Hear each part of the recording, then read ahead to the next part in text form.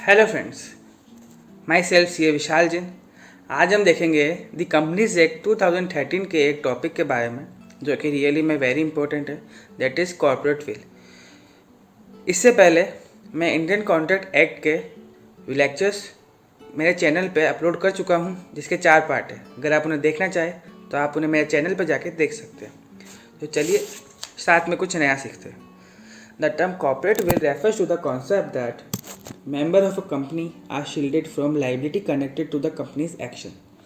If the company incurs any debt or contravenes any laws, the corporate will concept implies that members should not be liable for this error. यहाँ पे हम देख सकते हैं कि ये क्या बात कर रहा है। ये बोल रहा है कि जो कंपनी है एंड जो मेंबर है वो दोनों सेपरेट है। कंपनी जो है वो सेपरेट लीगल एंटिटी है जिसका एक अलग एग्जिस्टेंस है। वो ऑल टुगेदर एक डिफरेंट पर्सन है। भले वो आर्टिफिशियली क्रिएट हुई है, वो इनकॉर्पोरेटेड बाय लॉ है, बट वो एक अलग डिफरेंट पर्सन है। कंपनी की अगर कोई लायबिलिटी क्रिएट होती है तो मेंबर उससे बचे हुए, they are shielded from any liability connected to the company's action. Because company कुछ भी काम करती है वो काम करती है थ्रू डायरेक्टर्स, उसके ऑफिसर। तो मेंबर्स की कोई ऐसे रिस्पॉन्सिबिलिटी नहीं होती कि अगर कंपनी के ऊपर normal day to day business life के अंदर कोई लायबिलिटी आती है तो मेंबर के ऊपर किसी भी प्रकार का प्रेशर नहीं होगा उसे चुकाने का। If the company incurs any डेब्ट और contravenes any loss, the corporate will conduct concept implies that member should not be liable for this error.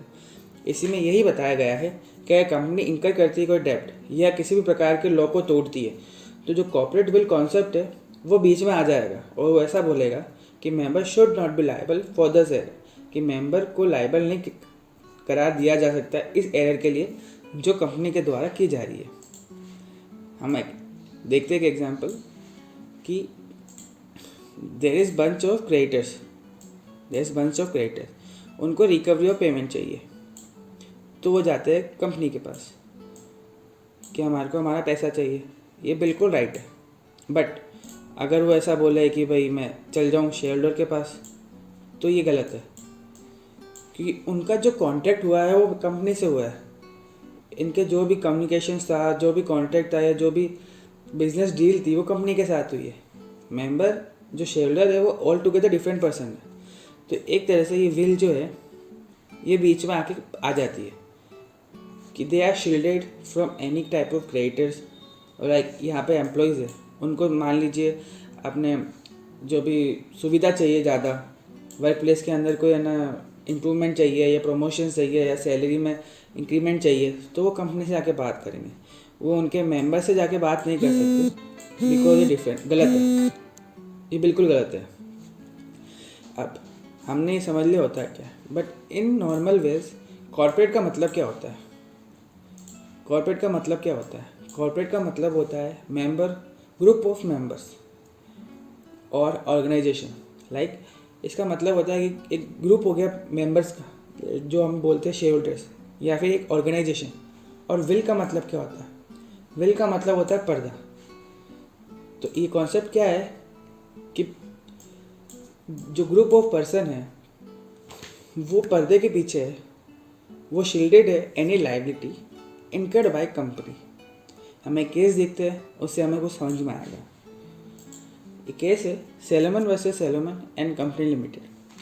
Fact of the case हम पहले का पूरा रीड करते हैं, फिर मैं समझाता हूँ। मिस्टर सैलोमन, जिसको हम आगे जाके एस बोलेंगे, incorporate A company Salomon versus Salomon and company limited with 7 subscriber consisting of himself, his wife, 4 sons and 1 daughter. The company took over personal business for 38,782 and in turn Salomon took 20,000 shares of one each debenture worth 10,000 with charge on company asset and balance in cash. His wife, daughter and 4 sons took up 1 share each. Subsequently, company went into liquidation due to general trade depression. Unsecured creditors contended that Salomon could not be treated as secured creditors of the company in respect of debenture held. तो case क्या है कि mister S है, उसने एक company create करी Salomon and company limited, जिसके अंदर 7 सब्सक्राइबर थे। तो उसने एक तरीके से पब्लिक कंपनी कि सारी फॉर्मेलिटीज़ कंप्लीट कर दी। अब इसके 7 सब्सक्राइबर में कौन कौन थे? वो खुद था, उसकी वाइफ, 4 सन एंड 1 डॉटर।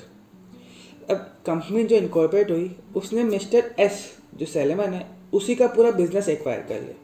जो भी उसका बिजनेस था वो एक्वायर कर लिया 38,782 में, और इसके बदले में सैलेमन को 20,000 शेयर्स मिल गए, 10,000 रुपये के डिबेंचर मिल गए, एंड जो रेस्ट था, जो बैलेंस था, वो उसको कैश में मिल गया। अब इसके अलावा इसकी वाइफ, 4 सन और डॉटर सब ने एक एक शेयर ले लिया।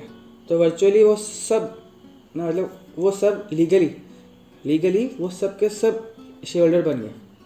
इसके अंदर वर्चुअली सारी शेयर कैपिटल इसी के नाम है, मिस्टर एस के नाम। तो आगे हम देखते क्या हुआ। सब्सिक्वेंटली कंपनी लिक्विडेशन में चले गई डिप्रेशन के कारण, मार्केट में डिप्रेशन आ गया। अब अनसिक्योर्ड क्रेडिटर वो ऐसा बोलते हैं कि जो सैलेमन के पास डिबेंचर है उसके लिए उसे सिक्योर्ड क्रेडिटर्स का दर्जा नहीं मिलना चाहिए, उसे सबसे आखिरी में पेमेंट होना चाहिए। अब आपने लिक्विडेशन के टाइम देखा है कि जो प्रेफरेंस होती है उसके अंदर डिबेंचर ऊपर आते हैं और अनसिक्योर्ड क्रेडिटर्स नीचे आते हैं उनसे। तो अगर ऐसा होता कि डिबेंचर को पहले मिला तो सैलेमन को पहले मिलेगा, लेकिन जो क्रेडिटर्स है उनको बाद में मिलेगा। तो क्रेडिटर्स ऐसा ही बोलना चाह रहे हैं कि इसके पास सारी शेयर कैपिटल है, तो एक तरह से ये कंपनी एक ही होती है। तो इसके बारे में आगे डिसीजन क्या है हम देखते हैं। The company is at law a different person altogether from the subscriber to the memorandum, and thought it may be that after incorporation the business is precisely the same as it was before, and the same persons are manager and the same hand receive the profit. The company is not in law the agent or subscriber of trustee for them. Thus, this case clearly established the company has its own existence, and as a result, a shareholder cannot be held liable for the act of the company, even though virtually he holds the entire share capital of the company. इसमें क्या decision क्या आता है court का कि company is it law, मतलब company एक different person है इसके सब्सक्राइबर टू द मेमोरेंडम। जो 7 पर्सन थे उनसे कंपनी अलग है, and it may be that after incorporation the business is precisely the same as it was before, and the same person are manager and the same hands receive the profit. मतलब incorporation करके आपने company create कर दी, but उसके बाद में उसमें कुछ भी चेंज नहीं हुआ। आपका बिजनेस वही था, आपका क्रेडिटर्स वही थे, आपका मार्केट पूरा वही था, और आप जो पहले बिजनेस पूरा आपका था, आप ही उसी कंपनी के मैनेजर हो, और आपको ही आखिर में जाके प्रॉफिट मिल रहा है as a manager in way of dividend. तो फिर भी कंपनी लॉ की नज़र के अंदर लीगली किसी भी ट्रस्ट मेंबर का ट्रस्टी नहीं होगा, एजेंट नहीं माना जाएगा। ये चीज़ है कि आप ऑल टुगेदर बिल्कुल सबको सेम है। आप उसके ऑनर थे पहले बिजनेस के, बट अब आप कंपनी के वर्चुअली आपने सारी शेयर होल्डर कैप्चर कर रखी है, बट फिर भी ऐसा नहीं माना जाएगा कि कंपनी आपकी एजेंट है या आपकी ट्रस्टी है। वो ऑल टुगेदर डिफरेंट पर्सन है, उसका वर्क बिल्कुल डिफरेंट है, वो एक बिल्कुल ही डिफरेंटली टैक्स देता है। दस This case clearly established the company has its own existence, and as a result, the shareholder cannot be held liable for the act of the company, even though virtually मैं इतनी देर से बोल रहा था virtually he holds the entire share capital of the company। तो इसका basically क्या है कि मेंबर्स जो होते हैं कंपनी के उसे बचाता है।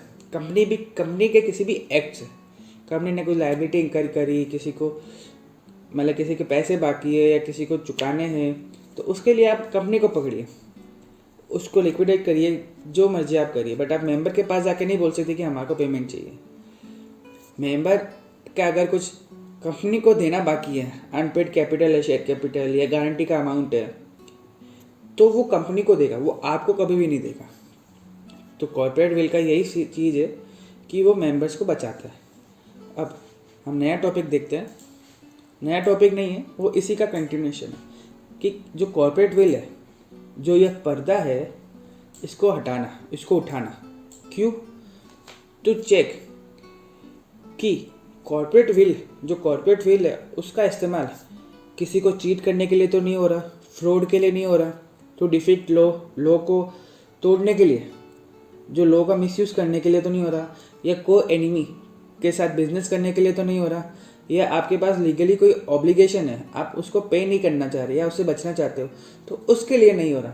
तो इन केसेस के अंदर क्या होता है, हम उस पर्दे को उठाते हैं, हम पर्दे को उठा के देखते हैं कि इसका रीज़न क्या है, कंपनी को इनकॉर्पोरेट करने का रीज़न क्या है, और हमारे को लगता है कि ये गलत है, तो हम उसको चेंज कर देते हैं, हम उसको पर्दे को हटा देते हैं, और फिर हम मेंबर एंड कंपनी दोनों को सेम मान लेंगे कि लाइबिलिटी जो इनकर करी है वो ऐसा माना जाएगा कि मेंबर ने करी है और वो लाइबल है अब उसको पे करने के लिए।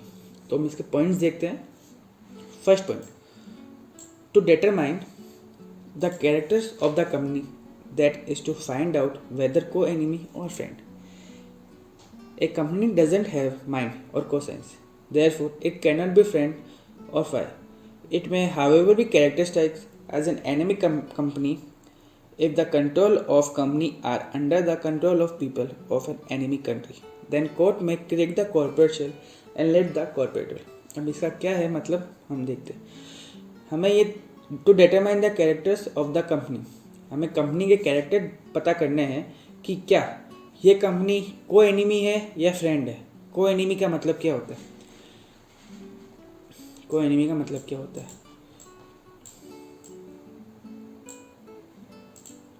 को एनिमी का मतलब क्या होता है कि आपकी कंट्री का दूसरी कंट्री के साथ किसी भी प्रकार का वॉर चल रहा है, बट जो सामने वाली कंट्री है जिसके साथ आपका वॉर चल रहा है तो वो आपकी होगी एनिमी कंट्री, एंड उसकी किसी कंपनी के साथ अगर आप डील करते हो तो वो को एनिमी हो जाता है, मतलब वो को एनिमी होता है और आप उसके साथ डील नहीं कर सकते।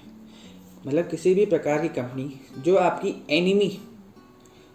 एनिमी कंट्री के अंदर है तो आपके लिए को एनिमी बन जाता है। अब इसका मीनिंग क्या है कि एक कंपनी है, उसके पास खुद का माइंड ही नहीं होता, उसके पास खुद का माइंड बिल्कुल नहीं होता, तो ये कंपनी किसी की भी फ्रेंड और दुश्मन नहीं हो सकती, बट इसका कैरेक्टर मिल जाएगा एनिमी का, उससे हम मान लेंगे एनिमी कंपनी इफ़ जो कंट्रोल है, जो उसके बीओडी है या जो उसके प्रोमोटर्स है एक्सेट्रा जो उस कंपनी को चलाते हैं, वो अगर एनिमी कंट्री से बिलोंग करते हैं, तो एनिमी कंट्री से बिलोंग करते हैं तो एक तरह से उसके कंपनी भले ही एनिमी ना हो, बट उसके जो मेंबर्स है, जो शेयर होल्डर्स है, जो उसके डायरेक्टर्स है, वो अगर एनिमी है तो हम ऐसा मानेंगे कि वो एनिमी है, हम एनिमी से कभी भी डील कर नहीं सकते। तो इन केस के अंदर जो कोर्ट है, may create the corporate shell and lift the corporate veil. At present वो चल ही रहा है अपने आसपास के देशों के साथ, बट अभी तक वॉर की सिचुएशन नहीं आई तो कर रहे हैं। एक केस लो है इसका, डायमलर कंपनी लिमिटेड वैसे continental Tyre and Rubber Company limited. Daimler company है वो है जर्मनी में, continental Tyre and Rubber company है यूके में। अब इन दोनों का रिलेशन क्या है कि डायमलर कंपनी जो है वो continental Tyre and Rubber company की सब्सिडरी है, एंड दिस इज होल्डिंग।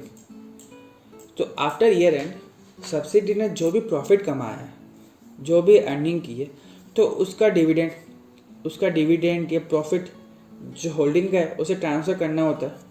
तो एट द टाइम वो प्रिपरेशन चल रही थी कि कितना प्रॉफिट आया है हमारी कंपनी का और कितना डिविडेंड देना है, but at the time of payment of dividend to holding company there is world war two हो गया। तो आपको पता होगा कि दोनों के बीच में ही डिफरेंस था सबसे ज़्यादा। तो इस केस में क्या हुआ कि Daimler company has to pay dividend to his holding company Continental Tyre and Rubber Company Limited of UK, but before payment of dividend, there is a situation of world war arise. In this case, lifting of corporate will is necessary to ascertain whether character of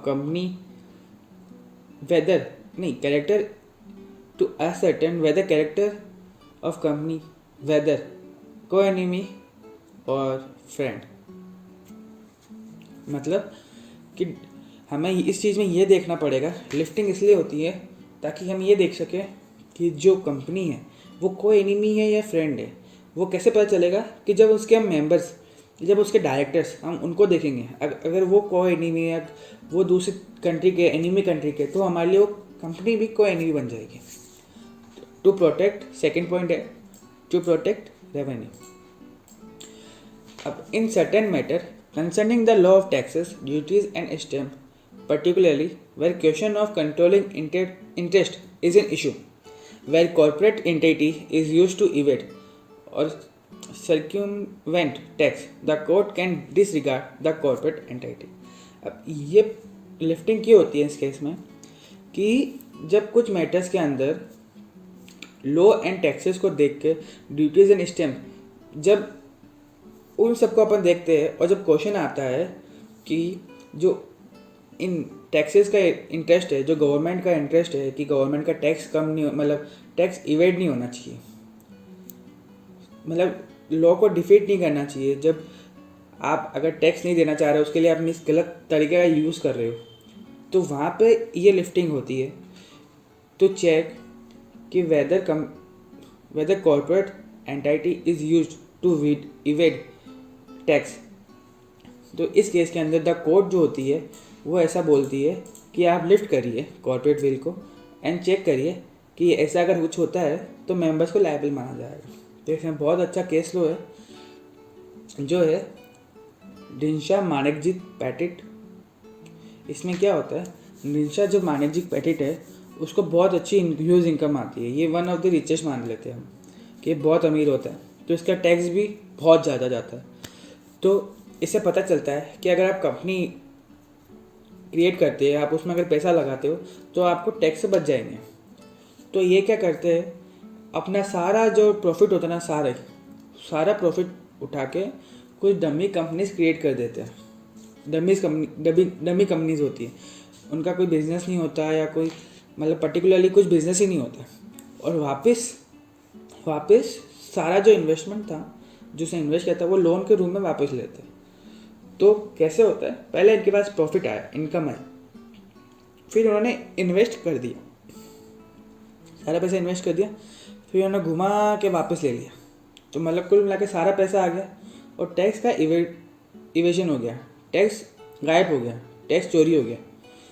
तो हम इसका fact देखते हैं case का क्या है। Dinshaw Maneckji Petit is a very rich person and earn a lot of money and pay huge taxes. To reduce tax burden, he creates many companies and invests all of his earning in these companies and get back total amount invested in form of loan. In this case, lifting of corporate will is necessary to protect revenue. मतलब इस case के अंदर corporate will है, उसको हटाना पड़ेगा, उसको lift करना पड़ेगा to check to protect revenue. जो हमारा टैक्स ख़त्म हो गया, जो हमारा नुकसान हो गया गवर्नमेंट का, वो वापस लाने के लिए ही हमारे को लिफ्टिंग करनी पड़ेगी। To avoid a legal obligation when it was found that sole purpose for the formation of the company was to use it as a device to reduce the amount to be paid by way of bonus to workmen. The Supreme Court lifted the will to look at the real transaction. मतलब जब ऐसा देखा जाता है कि company को incorporate करने का सोल पर्पस इजी उसे एक तरीके से डिवाइस की तरह यूज़ करना था, to avoid a legal obligation, कि अगर लीगली आपके ऊपर कोई ऑब्लिगेशन है, आपको उसे फुलफिल करना पड़ेगा, बट आपने उससे तोड़ने के लिए, उससे बचने के लिए एक ऐसा रास्ता निकाल दिया, हम बोल सकते हैं एक लूपहोल निकाल दिया, जिसकी वजह से आप उस लीगल ऑब्लिगेशन करने से बच गए। तो उस केस के अंदर हमारे को रियल ट्रांजैक्शन देखने के लिए उसका पर्दा उठाना पड़ेगा। मतलब जैसे हम एग्जांपल देखते हैं कि अगर आपको बोनस देना है वर्कमैन को, उसकी लिमिट क्या होती है, अगर आपके पास 20 वर्कर होते, 20 या उससे ज़्यादा, तो आपको बस बोनस देना पड़ता है। बट आपने ऐसा करा कि आपने 19 वर्कर रखे, एंड 19 वर्कर होने के बाद में क्योंकि एक मंथ का अमाउंट उससे एक मंथ का जो वेजेस है, सैलरी है, वो आपको वापस बोनस के रूप में देना पड़ता है। तो it may be huge for many company.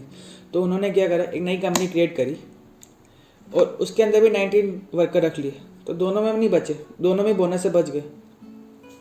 तो ये केस लो है वो इसी पे ही है, इसी पे बेस्ड है कि workman of associated rubber industry limited versus associated rubber industry limited. एक केस के हम पहले फैक्ट पढ़ते हैं। Here a company created a subsidiary to reduce its liability to pay bonus to its worker. Thus, the Supreme Court brushed aside the separate existence of the subsidiary company. The new company so formed had no asset of its own, except thus transferred to it by the principal company. इसका fact क्या है कि associate रिबर्ट company limited है, उसने 19 worker recruit किए। फिर 19 worker recruit करे, 20 worker के अंदर आ जाती है लाइबिलिटी बोनस की। तो उसने उससे बचने के लिए क्या करा, उसने एक फॉर्म करी सब्सिडरी।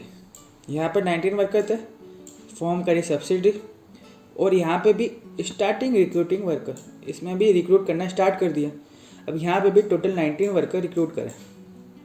अब यहाँ पे ये बोनस देने से बच गया, बट लीगली इस पर ऑब्लिगेशन था पहले कि उसे पेमेंट करना पड़ेगा बोनस, अगर 20 या 20 से ज़्यादा होते।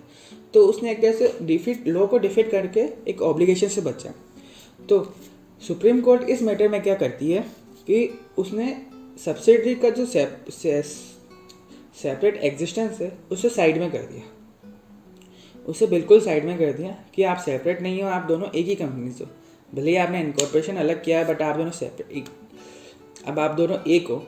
और अगर कोई भी लायबिलिटी दोनों पे मिला के अगर क्रिएट होती है तो आपको पे करनी पड़ेगी।